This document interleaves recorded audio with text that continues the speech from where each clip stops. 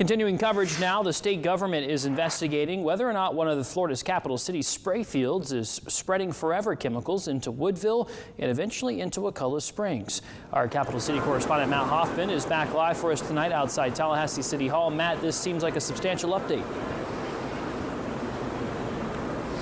Yeah, you know, just a few months ago, advocates stood right over there in front of City Hall. Now they're getting exactly what they're asking for. If they can prove these forever chemicals called PFAS are in our wastewater, then they can get to fixing that problem.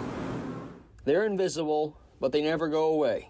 Just one drop of PFAS in 10 Olympic-sized swimming pools is too much, a former FAMU professor says. I started, the level of concern was 1 part per million.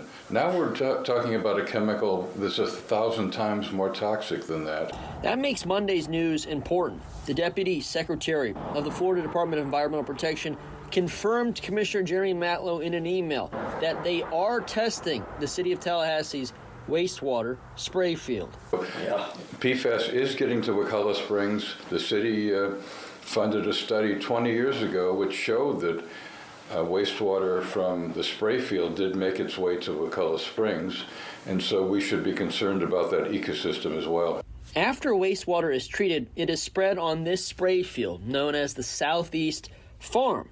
But right now, Dr. Axelrad says the city does not filter for PFAS. So if the scientists' hypothesis is correct, PFAS is flowing through the city system.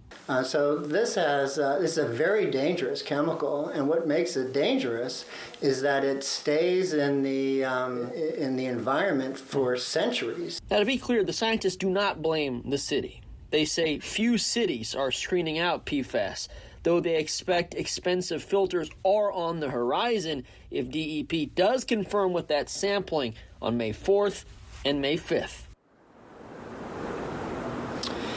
Now, in an email provided by Commissioner Jeremy Matlow, the Deputy Secretary said both DEP and the city will be out at the spray field testing both the ground and the water today, Monday, and tomorrow, Tuesday, though that email does not say when the results could be available.